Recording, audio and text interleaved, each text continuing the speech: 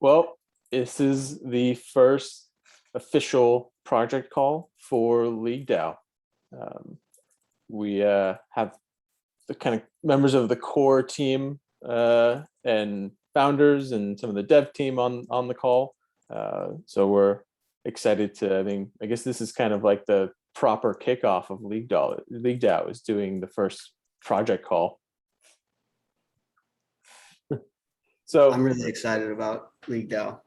Yeah, if you guys can't, people watching this can't ascertain our excitement because it's early in the morning for us, but we are very excited. We've just been up too late, scouring the waiver wire, deciding if we want to pick up Eli Mitchell or not for a flex running back.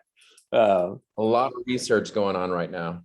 Exactly. Well, now is like when you really build your team out, like later in the season, it's not like, yeah, you can pick someone up that gets dropped or something, but like just because someone like has too many like injured players. But I mean, outside of that, like your seasons really takes form in like the first, like during the draft in the first like couple weeks, like, and then you have to try to make trades along the way.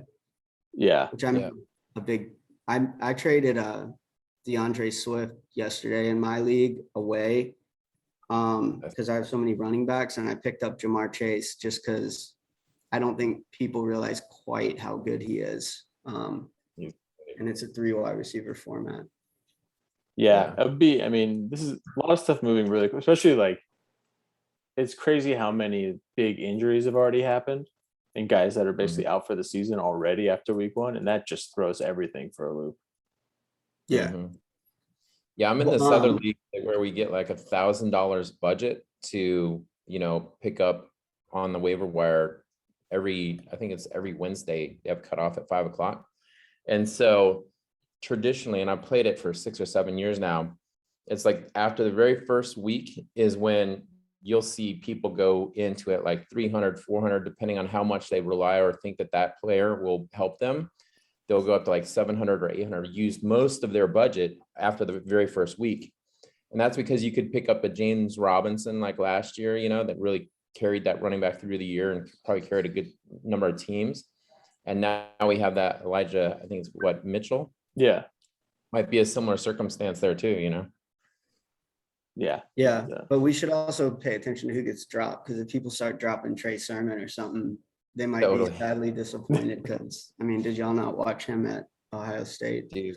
Yeah, we're also tired just from busting our asses, getting all this. Like I think the general story of LeagueDAO is it started with a tweet over a year ago at this point, and Jake actually started building it through that like tweet thread, and I basically started LeagueDAO like in the Discord format. I would say Jake actually started LeagueDAO, but I just named it LeagueDAO, and we ended up merging efforts. So what it's become really started months ago with like Jake and Alex. But the ideation has been like years with like me and Matt and Santiago talking about how we could implement some of this stuff. They just started building it. So I started like a Discord, and essentially like what I just wanted to call like an elite fantasy football league of getting a bunch of people that would put like 10 grand in. And like naturally you already started to see people kind of standing up and wanting to help, like from a development perspective, because they were so excited about it. So like we ended up being like massively just too many people in the league to manage. So we dropped it down to like 60 teams. I was expecting like 12 people in the whole like crypto sphere would want to put 10 grand into a fantasy football game, and I was wrong. And so we ended up merging it because like we were already talking about like, hey, let's put some money from this prize pot aside to building technology. And then right around that time when like LeagueDAO was just blowing up from a perspective of just a Yahoo fantasy league that was, prize pots were driven in like USDC and crypto. Matt ended up dropping the white paper for Nomo, which was what he named his kind of fantasy DAO first project the next day. And so I called him, since we worked together through at Consensus and through Singular DTV, and even like Alex, we had worked with in the past, where I was the one that had introduced the Blaze team to Singular DTV to work on something called Singles DAO, that like me and Troy, just like for people watching this, like me and Troy started Barn Bridge after we were working with Singular DTV. Jake and Alex and the Blaze team stayed with Singular DTV. They kind of were working on this on the side and building it. So it all came around full circle, but I had a very long like timeline of experience of working with everyone here. So it just became like a no-brainer to merge everything together. And also just with the excitement that was LeagueDAO, just like that name alone, people understood and wanted to be involved. It like there was clearly product market fit. Like I was not the only person in the industry that wanted something like this to happen. So I decided to focus time I did not have on making it come to life in the best way I could.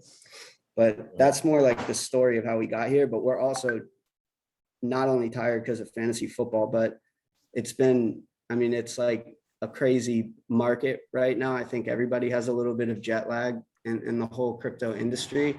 But in this in particular, having to, you know, rebrand everything, rewireframe everything, like get all of the UI and UX and colors updated while we're also sprinting has been no small undertaking. So there has not been a lot of nights or sleep, just nights and weekends work. Yeah, thanks for giving that sort of intro, Tyler. You know, like Tyler mentioned, I think it was, you know, just a little over a year ago, Tyler and I had this conversation on the heels of this tweet thread, which is, you know, naturally coming around, took place at the beginning of football season, where, you know, we were just talking about partly sports, fantasy football, but also NFTs, and thinking about, well, like, what does long term for NFTs look like? Like, what are the opportunities? And this is also coming out of like the DeFi summer too, because it was, you know, I think everyone's understanding of UI and like staking and yield farming and all that stuff changed after that summer. So it was like having that information come to, and thinking about sports and NFTs and how can it all come together. And that's where, you know, Tyler went and hit the road with or hit the ground running with Barnbridge and then Universe DAO. And I just kept playing with the concept of what does tokenized fantasy sports look like and what could it look like, and kept working on it. And then it was maybe, I think, the beginning of this year, January, February, that started talking to Alex and the Blaze team about this concept and this sort of league game model. And we were fortunate to be able to get a little bit of some funding to build out the core product, what we call Nomo, because at the time it was just going to be its own project called the Nomo DAO. And then that's where we launched a white paper about it, and we're just have been building it, had its own branding, own identity. But then when Tyler and I reconnected this year, in August of this year, is when we started talking about this, you know, community that he had been building of people that just wanted to play fantasy football, but also we're all, you know, stakeholders in the crypto world and in the Web3 world. And that's where Matt, you know, you came in too, is around there, and we realized it made sense to bring these two together and create a new kind of overarching organization, which is what we now call LeagueDAO. And LeagueDAO will funnel and continue to build, and we'll launch the what I call Nomo, the Nomo leagues, or which are really their own protocol for tokenized fantasy sports. And Why do probably you call people it that are in Nomo? the community I are a like little that. confused of like, because they hear us talking about fantasy league that's going on, and what that is this sort of like Genesis league that kind of kicked the LeagueDAO off, separate from the actual like tokenized fantasy sports. So it's just the like early contributors of LeagueDAO are all in this kind of closed elite fantasy football league, and that was something that we did to kind of kickstart the whole organization in the DAO. But the actual tokenized fantasy football leagues, the products, Nomo, will be coming a little bit down the road. Jake, do you want to talk about one thing that I will say is like the current format? Like, I think that, I mean, we're just using Yahoo because it was supposed to just be like an elite. I mean, Yeah. the original thing where it started this year, not like the tweet thread that started last year, which was, you know, I just knew we weren't going to be able to get out this fantasy season until I realized Jake's actually already been building it for a while with his own spin on things and research that he did, which is dope as hell in my opinion. But the bigger thing is there's just like low hanging fruit for things that we could essentially do as that like crypto helps to like make fantasy sports like more streamlined, just like even using whether we like use Gnosis or kind of build our own like safe systems to like manage like league funds and things like that. Just like between friends, like there's just, it's not only Nomo that we're going to be building, but like Nomo is like a very unique fantasy football format that's only possible like with NFTs and like crypto based technology. And I think that's really powerful, but like maybe we'll use a Yahoo league next year for the super elite fantasy thing, but it would be cool if we got something up that like, you know, anybody interested with crypto can build their own leagues, and like you essentially need to collect the money up front before you're even allowed into the interface to draft. Like those types of things are powerful. And then you can get into like daily fantasy sports, but all of that stuff is like TBD roadmap related things, because we have to execute. I mean, I'm a big believer on execute on one thing at a time and make it successful.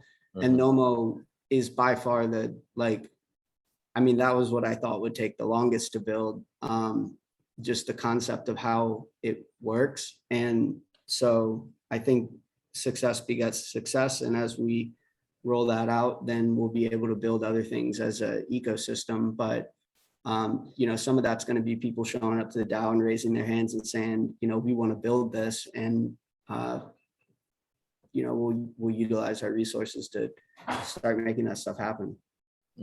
Yeah, absolutely. I mean, it's Nomo is what we're kind of going out the gates with in large part because it's already in being built and we're not starting from scratch with it. But that is just like there's so many different areas and iterations of around fantasy sports and even just, you know, play to earn gaming that make a lot of sense and fit in. And it's kind of what I like to say is that the foundational technology and like core ideas behind even just like the Nomo format and protocol, like that foundation can then power different types of kind of fantasy gaming experiences.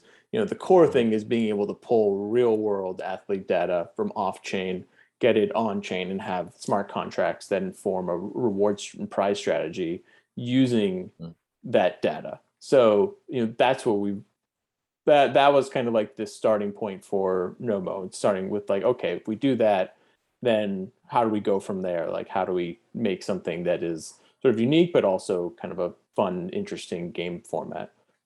But I mean, and that's a good thing to bring up, Tyler, like in terms of just like the roadmap, because we have a lot of stuff that's going on behind the scenes, like you mentioned, that's going to actually go out before even the first kind of Nomo league. And we'll explain a little bit after we walk through the roadmap. I'll explain kind of a little bit more detail for people that are listening to this, what the Nomo format is. But right now, in terms of the roadmap, our focus, because this is a DAO, it is a decentralized organization, and that's something that all of us on this call are very passionate about, is like not just building products that we think people are going to use, but also thinking about how you can structure a community driven organization that's going to actually thrive. And I think you're seeing it more and more with talks around the SEC is the like not just being decentralized in name only, actually being truly like a decentralized organization where governance is handled by the many and not the few.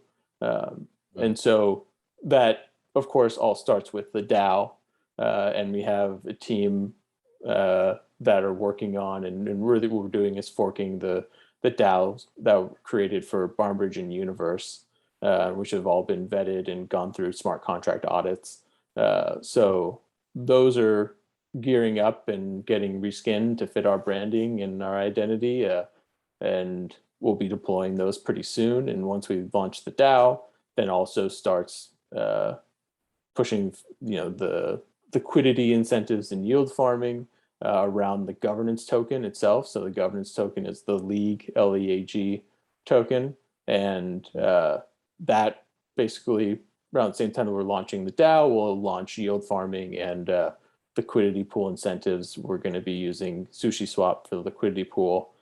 So all of those things that are just core foundational products that we know we need from day one in order to facilitate and to foster the larger goal of having the community be a part of and weigh in on, and the long-term decisions beyond just the Nomo league that is already being built that we're going to launch with, right? What are the next products? What does the architecture of those products look like? So that's all really important stuff that's not to be overlooked, because it's key to the long-term vision of the overall project. And so those are the first things that we have that are going to be going out.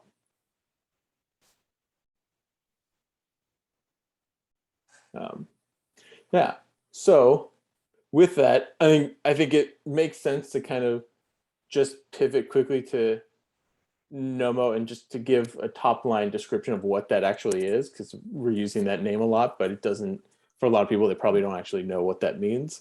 One thing we skipped was introducing everybody on this call. Oh yeah, kind that's of true. Front ran it and just jumped into talking about other stuff. So people might be like, who? I just thought like people might be like, who the hell are some of these people? Good point. So why don't we do that before we get too in the weeds, even though we're already well in the weeds. Do you guys want to take it off? Sure, I'll go ahead. My name is Matt Hunter, and yeah, I've known Tyler for I'd say 5 or 6 years now. It's going on for a while. I think we originally met just simply online, doing online marketing stuff. That's my background. I also worked at Coinbase 2014. So a combination of having experience in the crypto and blockchain space, and he and I kind of meeting way back then. We just started formulating all these conversations and talks around what we could do in this budgeting industry. So yeah, excited to be a part of LeagueDAO here, and again with Tyler and meeting the rest of the guys here. So super excited to be a part of the team.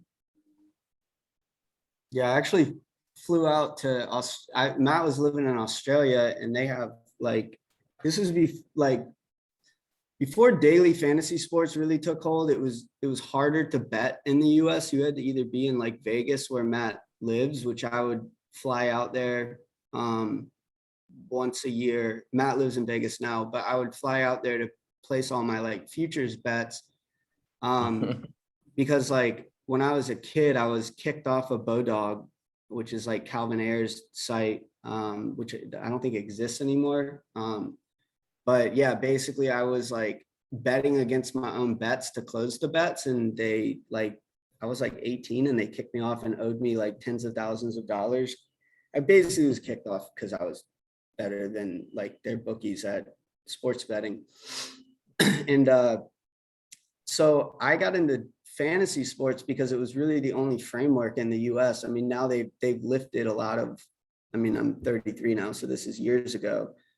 But basically Matt, even a couple years ago when we met, and before they had started, lifting things for the sake of daily fantasy sports, we would always talk about betting, because I would do a lot of my betting out in New Zealand and Australia, where I had bookies. And maybe I'm going to get in trouble for saying that on the internet, but it was so long ago. And yeah, we were both really interested in crypto. We were really interested in like fantasy sports, like NFTs. I think we've both been pretty OG and like working on those.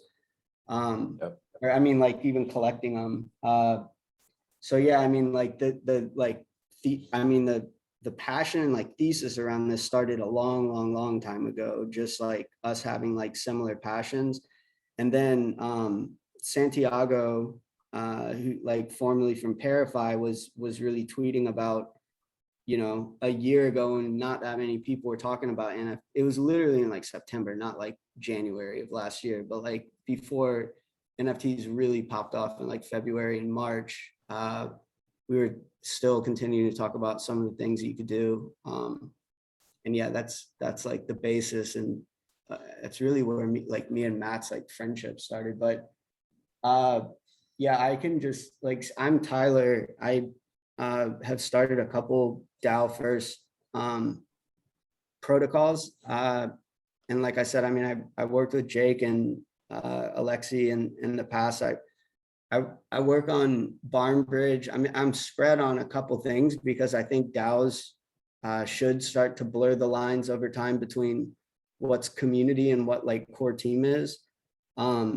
So I'm trying to like use my skill set right now of being able to bootstrap DAOs and build larger communities for the sake of decentralizing the projects and having like wide token distribution among people who didn't necessarily have to buy them, but then also manage projects that we actually get real technology shipped out. So between like Barnbridge, Universe, and now working on LeagueDAO, that's really just some of the, it's more of like a pursuit of passions that I want to play around on. See something I like and people start collecting around it, I'm like, let's put a DAO in place. But yeah, this is perfect for it. Yeah, exactly. I think the true founder and lead though is Jake though. I mean, like he's the one that actually started building tech and even bootstrapped a lot of it. So I get a lot of public facing credit for this stuff, but I mean, Jake is the reason LeagueDAO is actually a thing that people are excited about, not just a, 60-person fantasy football league. I mean, you've got the emoji, so that's all you need. Yeah, and I guess with that, I'll jump in. So, yeah, I'm Jake. I've been, as Tyler mentioned, worked with Tyler a while back before Barnbridge and Universe kicked off. For the past 4 years, was working at Singular DTV, which was one of the kind of early partner projects with Consensus and early TGEs in the Ethereum space. A lot of my experience really comes from kind of the confluence of technology and entertainment and media. So spent a lot of time working in film and media distribution and financing, and I'm an entertainment attorney, and I still do a lot of that on the side and provide a lot of pro bono legal work for independent filmmakers and all types of fun stuff like that. But I've always, going back to kind of when I first found out about blockchain, I've always just been driven by the what happens when you give people more control over their own information and data and just kind of more autonomy. If you're creators, is what can you do when you actually know who's purchasing and watching your content, but then it kind of extends from there. And built a number of different projects and working with a number of dev teams. And that's where I was first introduced to Alex and the Blaze team, was working on some stuff together. And Tyler and I, when we had this chat about fantasy sports, actually it was, I think what probably really kicked it off for me was I had gone before I saw the tweet thread that Tyler referenced and we had to chat about it all. I had gone to the garage, like my parents' garage, and found stowed away like my dad's massive collection of baseball and basketball trading cards that he like very seriously collected in the late 80s, early 90s. And like this massive treasure trove of Mo Vaughn rookie cards and Chuck Knobloch rookie cards. And sort of just like that just got me thinking about like trading cards and like rarity around sports cards and all that sort of stuff. But then also just enjoying fantasy sports and in general, and also, I think one of the big things for us, and we don't really talk about, is we're all pretty hard true believers in this technology, and are also always looking for interesting opportunities where we can take something that we love doing and have fun with, but that can also serve as an exciting on-ramp for people into the crypto sphere. And what was exciting to me was like when you look at tokenized fantasy sports, like the user experience of that is the same user experience for DeFi. And if you can get someone through the lens of fantasy sports to come in and like understand how to like create a MetaMask wallet, connect their wallet, like stake a token, claim a reward, like all that stuff, then you've just added a new person to this ecosystem, and like that person can then dive into DeFi and all the other aspects of Web3. So this is something that's fun, and like we did at the start, we nerded out on just talking about sports, but also I think there's a much larger kind of mission behind what we do and what we're building and why we do it. And so that's kind of why all those pieces came together and kind of kept it, the concept just kept popping up in my head and just wouldn't go away. So I decided to just really put some time in and build it and to bring it to life. And now we are where we are. So super stoked to be here and excited. And the timing's pretty serendipitous because I mean, we were thinking about it last year, but now that things have grown a lot, like I didn't think about the idea that much over the past year just because I've been so busy bootstrapping Barnbridge and Universe. But I think that like we got all this started right at the right time, that we actually will like roll everything out in a time frame that will beat a lot of things. Like by the time that people even start thinking about this, they're going to be building it for next year, where we'll actually be releasing something during this like fantasy season, and then we'll have something for like 90% of fantasy sports are football, like American football. But I mean, this is an internet, like once you learn of the Nomo thing, I mean, we can do basketball, we can do NHL, but a lot of that's going to be launching in Convergence. But like I literally have been working nights and weekends for like over a year at this point, and I needed a break. Like, and so I got a free subscription to Madden. And one of the things, like just a trial before it even came out, but Madden is one of the things that made me understand fantasy sports or NFTs, like, and how powerful they would be, and where gaming was going to be like a massive on ramp to DeFi, like Jake is talking about, which like, again, I was thinking about this last September because it was like football season was starting, but we were in the middle of launching Barnbridge. Like we'd just done our fundraise. And so when I got that subscription to Madden, where you have like, the in-game currency, you can build teams, you have custom players. I basically I had 10 hours to play it, and I played it for like all 10 hours because I was just like, so like I needed it clearly. And then that night, the Bucks, I'm like a diehard Bucks fan. The Bucks played that night at 7 p.m. And then so I woke up the next morning just thinking like, oh shit, I gotta like check all my threads and like get my fantasy teams going. And I called Santiago and I was like, we should start like, like remember your idea last year, we should start like an elite football league. And yeah, it basically all snowballed from there, where like within like 3 days, there were like 80 people in the league. And then the next day, Jake dropped the white paper. But honestly, if I had not, if I hadn't gotten that free subscription to Madden, I probably wouldn't have even, I just wouldn't have focused on this at all. So this has just been one of those projects where everything, like the stars have just aligned and aligned and aligned. And that's one of the reasons it's so exciting. Yeah. But I kind of stole the thunder from Alex talking and introducing himself. Yeah. So I mean, with that, well, Alex, you take it away and give intro to you and also just the Blaze team. Yeah, sure. I'm Alexei Karabenikov, and I'm a CTO of Blaze, and basically we work it with Jake on it, 2 projects previously. So as for me, I'm in crypto for like 4 years, and working in a service company, I gained a really different, like, and extensive experience with the different crypto projects, including DeFi, NFTs. So I was working as a basically blockchain solutions architect and an engineers, because I'm a software engineer by background. So as for Nomo or like LeagueDAO, I believe that it's like really promising case, and I'm really happy to participate in such project. So what else?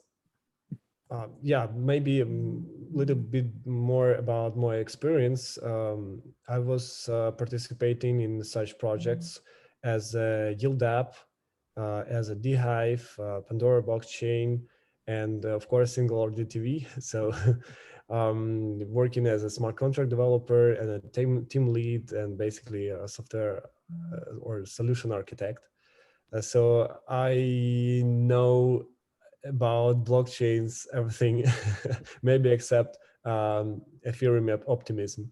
So participated in layer 1 and layer 2 solutions, as well as a DApp development. So I'm glad to be here. Awesome. Awesome. Yeah. I mean, and that's, I think, you know, Tyler mentioned that it's sort of like that he gets a lot of the buzz around the project. But you know, I think definitely unsung heroes and the people really that makes it all possible are Blaze and Alex and you and the team, because without having people that can actually build this stuff, you know, we'd be nowhere. And I think that's what that separates what we have with this from a lot of other projects is it's, you know, we have a lot of really talented devs building away, and you know, we feel confident and trust the teams that they actually can build it and know how to architect and like put together, adapt, and have that experience. Because there still isn't that much, there isn't that many like experienced like Solidity devs out there. You know, I feel like I remember in 2017 when I first got in space, it was like there were like 5. Yeah, and now, but it's like the number hasn't really grown that much. Yeah, true. But I mean, one of the reasons that I really looked at this and like decided to like put my reputation into it and really bust ass with it is like the most I don't know if it's scarce or scarce resource in the whole ecosystem is good teams. It's not good ideas. And I've seen things from people who are like trying to do like, oh, I want to do fantasy football and NFTs, or like, I mean, it's like they know that there's like a there in the same way that you just see this like conflux of or like influx of just a ton of people moving into DeFi as soon as like, you know, some things started being successful. But a lot of that stuff is just like interface like work. Like, I mean, you can make something look really cool and do like you know, get some buzz and awareness, but it ultimately like ends up falling flat if you don't have people that can build like real like protocols, like Solidity based protocols. And Blaze was working, Alex was working with us literally almost 2 years ago. We were trying to build like media based DAOs and go DAO first and like think through what that could be. And I mean, that was way ahead of its time. So like there's not teams like them growing on trees. I mean, and any time that I get the opportunity to like work with the team that I've had the experience of working with in the past that writes really good Solidity code, and something that I'm super passionate about, like I'm going to take it, because I know that even if someone goes and raises like $50 million, they're not going to be able to compete with the type of development talent just because they're not available. I mean, they can get consultants and try to learn how to code themselves, but the basis of these protocols is what I get excited about. And it's the back end guts that is really boring, that an end user doesn't think about, but it affects the long-term scalability of a platform. Like, I think we're seeing that with NFTs. A lot of things were like, shoddily built, and now they can't scale, right? So like, there will be a lot of Me Too people, but what I would call like the OGs that have been in here a long time and built with us through the terrible winter of The dark crypto. ages. I mean, I didn't like take notes, but I definitely kept tabs of who stuck around and who still continued to build. And, people that are coming in tomorrow, they didn't follow the market for the 3 years when things were hell. So they don't know who to talk to. They're just trying to hire people that have a lot of Twitter followers. And I think we care more about who's writing the cleanest code that is most secure. It's true. It's like 2019, I think, when you look back on it, there's just a year where like a lot of, you had a thinning of the herd from a lot of the like 2017, 2018, like ICOs and those booms. And it was also a time when people just built. And, I know it's like became like a meme in itself of like biddling or whatever, but like it really was like the people that were around and still active in space were just focusing on solutions and like the actual technology. And I think we're all, it's paying dividends now with where we are. Just even in terms of knowledge, but like I like to say the grifters pretty much were out of the industry, and in 2019 they were long gone in early 2020 before DeFi took off and came back. So there was probably about a year and a half period that you saw it thin, you saw it just completely barren, and then you saw it like grow back out. It's like almost like the first time a kid ever sees like an apple tree die in the winter and then come back. It's like, that's what we essentially saw. So it was very easy to remember who the true believers were, and like people that even in like we didn't ever know any of this stuff was going to come back or anybody was going to be interested in it. But like, you could see a developer that was just so passionate about like nerding out on these like minute details still in spite of all of that. And like that was honestly what kept me in the industry. That was such an East Coast reference, Tyler. I've never seen an apple tree die and come back, spending my whole life in California. I grew up in we just Florida, have so cactuses, and it's just I don't they even just know stay if I've the ever seen same. an apple tree. Well, all right. Well, I mean, we can wax poetic about the long term. I mean, just how it all came together is one of the best things about this whole project. But yeah, I know we've got 15 minutes. But it's I'll shut up.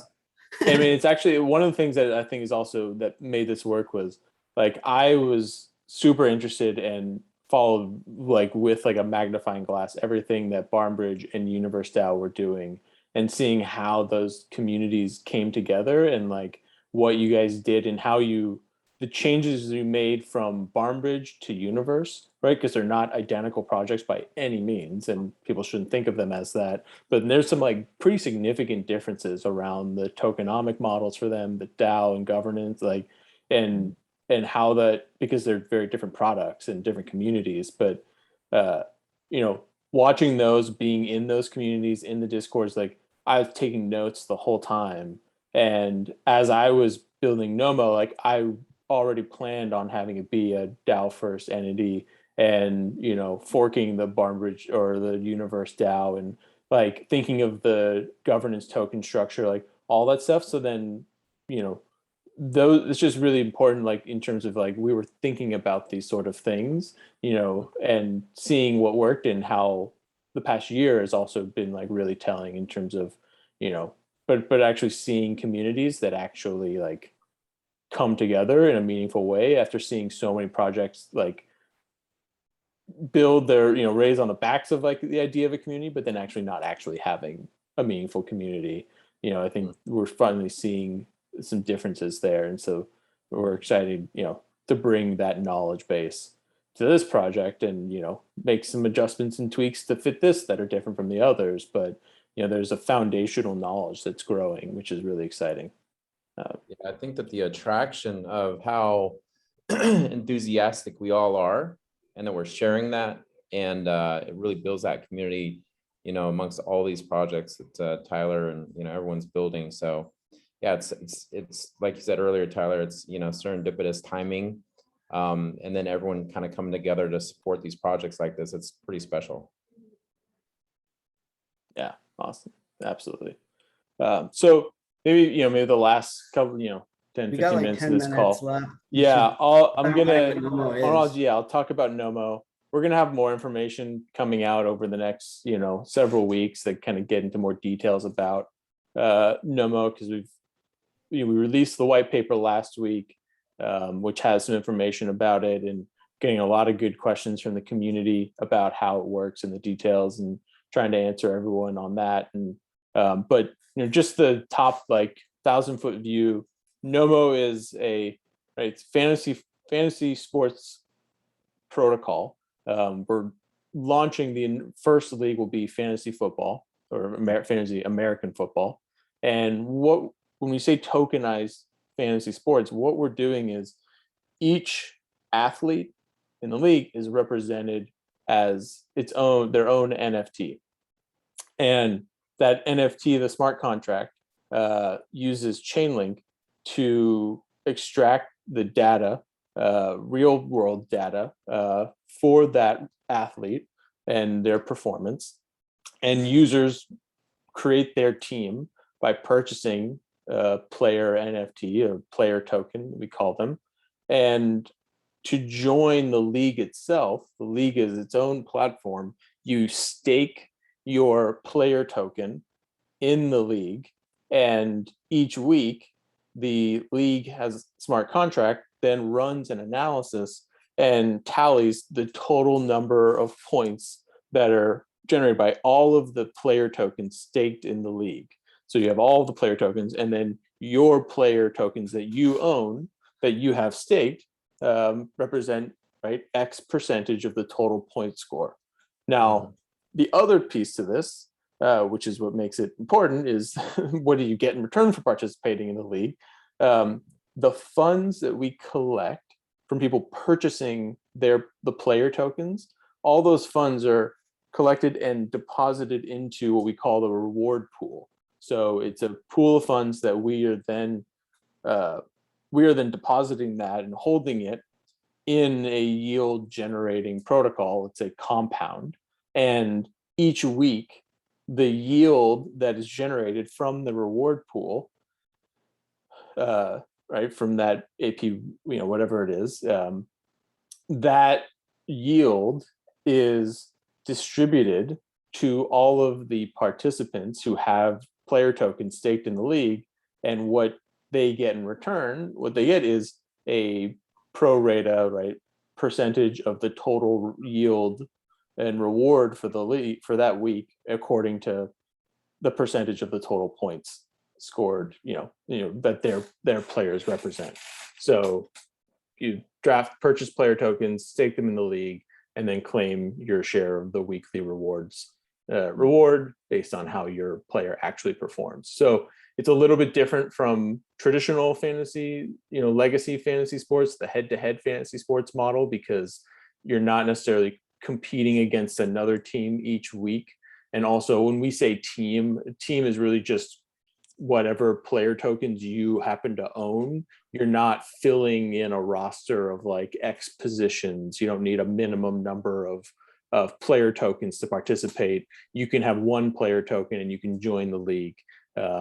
It's a bit more of an open kind of egalitarian or decentralized league, and really takes a lot from DeFi. I personally, am a big fan of the protocol Pool Together and their user experience in terms of joining a pool, and how you can get a lot of people to be a part of it, and sort of playing with those ideas. And that's kind of what informed the Nomo format, so to speak. But the core concept is players are represented as NFTs. NFTs are staked in the league, and then owners of those staked NFTs can claim a share of the weekly reward. Mm-hmm. So it's a daily fantasy sports format versus season long.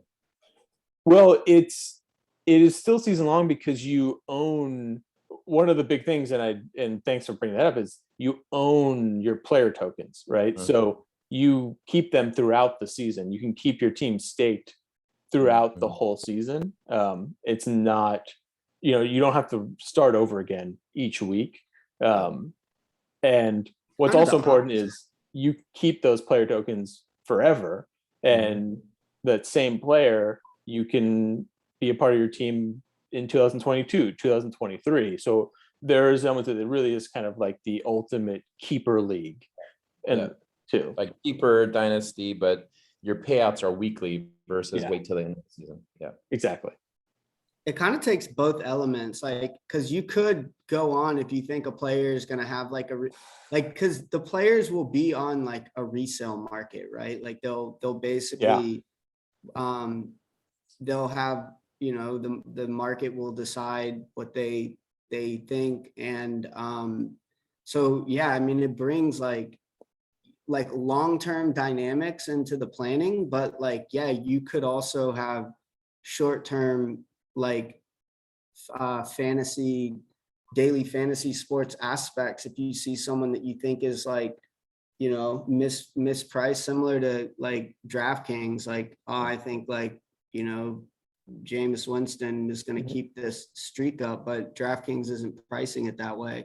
Well, that you can do well off that. So like, I actually think that this is I think that this is just a crazy dope, awesome way to play fantasy sports that like you just can't do without NFTs with these like open markets. And the best thing is the framework, goes to other sports. Like it's not just American football.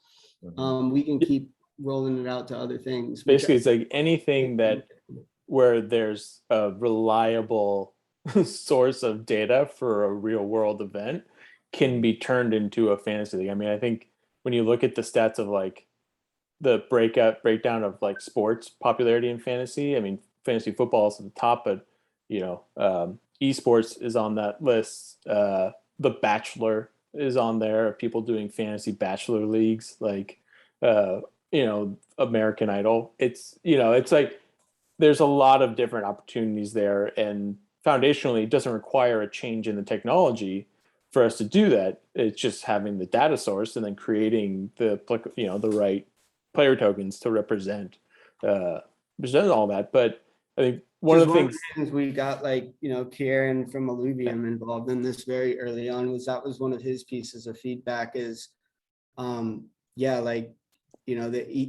esports are going to be a big thing.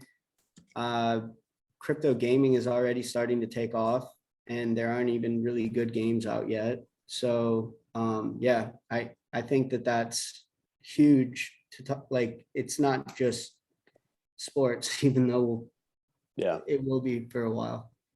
Oh yeah, definitely. I mean, and some other just kind of like more nuts and bolts of how Nomo is going to work. So what we're going to do is release and mint the player tokens where we're actually we're going to do it 1-for-1 for players in the league in fantasy football, because of how positions work, right? We're not minting player tokens for like offensive linemen because there isn't a mechanism for their scoring. So it really is, players that have potential to score. I think there's around right now, there's about a little under 2,000 active players in the NFL.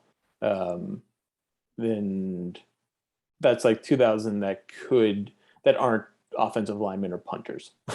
I think basically. we're removing kickers too, right? Because the one, like, thinking through game theory of this, one thing that would kind of suck is like kickers have the longest careers and they score the most points. So like it would kind of be lame if like the player that everyone, like the most like sought after players were kickers, just because like no offense to kickers, but that's the most boring position, like other than offensive line, right? So like that's why they don't get a lot of glory or go to the Hall of Fame. So I do think if the one thing that I would say is an asterisk to the Nomo format is it favors kickers. So I think they should either be like penalized in point scoring or removed, which is important that everybody understands the why of that. Otherwise, literally kickers are the like you get Mike Vanderjack his rookie year and he has a 25-year career and comes out as the leading all-point scorer of the NFL because he's shipping extra points for 15 yards. That's kind of whack. Yeah. Urban Theory or But Jake, we are removing kickers? I mean, yeah, we have that. Yeah, it's easy enough because we haven't minted the player tokens yet, and we'll announce when that's happening. So we're gonna take something from the book of Universe and some of the other more successful NFT drops over the past year, and doing more of a fair drop to give people a pretty equal opportunity, equal relatively to get good players that are actually gonna generate some points for them. So we're gonna have more details about that pretty soon. And then, like I mentioned, one of the other things, and people will see it, and you kind of see it referenced. We reference it in the white paper, but the player tokens themselves, like the tokens represent player's name, their position, their stats, the metadata, properties, their stats. But the actual imagery, and this is something that's just also unique to the Nomo format that we're doing, is we're not using photos of the players. What we're doing is each league, all right, football, basketball, hockey, soccer, whatever, baseball, and each new season, so 2021 NFL, 2022, where each league is going to be a collaboration with a different artist. So the player tokens will have their own unique kind of artwork, look and feel, and design that's kind of just like fun and weird and different. There's a lot of reasons that make that advantageous for us, even on a legal standpoint, but also it's just an opportunity to add another kind of cool collectible element to it. And that way you can really tell oh, this is the version 1, first league Tom Brady player token, without it just being a photo of him and that sort of stuff. So that we'll keep announcing it, and once we launch, people will see when we launch the fantasy football league. I mean, it's a pretty cool. I'm really happy with the concepts that we have for it, and it's fun and weird, and just adds a cool element visually to the whole game. Yeah, the players look dope. I mean, they're dope as shit. Yeah, and it's gonna be we're gonna keep exploring it. My one mandate to the artist is just don't make clearly a sports figure. I want anything but that. Because it's just interesting. So I mean, got a few minutes. I don't know if Alexi, if you want to give just a top line kind of update on the dev side, because the Blaze team's been working hard on the Nomo platform. Yeah, let's do that very shortly. So currently what have been done so far, we finished the smart contracts for version 1 of the platform. We already sent the contract to the external auditor. Also, we prepared all the layouts for the app. Which auditor do we end up using? Or are we using multiple? If it's Jake, do you? I think I sent it's multiple information. Yeah, it's those guys and Zokyo. So right now we have the smart contracts out to 3 different auditors. Nice. Okay. Also, we also finished with the part of the logic for the app for the dashboard, wallet connection, and leak detail screens. And as for contracts, they are finished, in progress, some polishing with the documentation and tests. We binding the logic of the contract to the DApp and configuring the graph node for it. And as for the next steps, we gonna finish with the graph node soon. Also finish with the DApp front-end logic, for staking and user account, and some other component based on the backend. This is regular backend API, which just stores the data from the NFT and triggers some routines. It will be also started and will take around like 2 weeks. So we are close to the like MVP or version 1 launch or releasing. So this is current status. Awesome. Yeah, I mean, team's been working on. I mean, we've been probably like 4 or 5 months building this. So we've been working on a pretty fast timeline, but it probably seems very fast to people that are just coming on board with LeagueDAO. But there's been a lot of working on the architecture and like the core structure and scoring and all that stuff. So we're excited that it's all coming together and getting close to being ready to launch. Sure. Awesome. Well, I think future calls won't be this long, just so everyone knows. I mean, this one, the first couple will, and then, they get down to 20 minutes, especially because these calls are important for decentralizing a community, because especially in the beginning, it kind of lets you know like who's who and like who to go to ask questions. More people will join these calls over time. But then also like it'll help like form our Discord and questions on Twitter. And then a lot of stuff ends up, getting done in Discord, like working directly with the community one-on-one. So like if you want to get active in this project, join our Discord, because like these calls will shorten naturally because the feedback loop gets more iterative as we decentralize. Yeah, and that's actually maybe a good point to wrap up on. Like, I think the call to action for us is just follow, get involved with like Twitter and the conversations going on there, but then more importantly on the Discord, we're going to be having more information about deployment of the DAO, the yield farming, all that stuff, and the governance token, and how to create proposals. But then also, this is still a really, in terms of the overall timeline, it's a young project. I mean, kind of LeagueDAO, as we've discussed, it's only really been less than a month that LeagueDAO's come together, and there's a lot of room for people to come in and to be a part of this. And if you have stuff that you want to contribute and think you can contribute, like now's the time to dive in and talk to us, because we've got so much going on. There's always a need for talented, passionate people.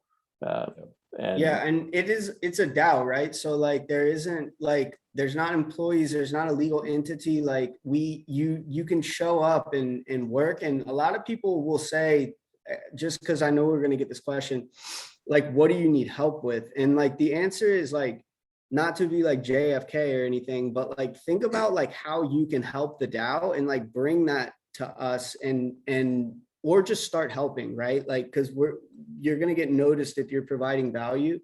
But like for us to like think through what we need, it's like that's kind of a loaded question. We need like all sorts of like everything, right? So like if you can think of like how you can help and where you can like fit in, even before, like you don't necessarily even need our sign off to just like start helping.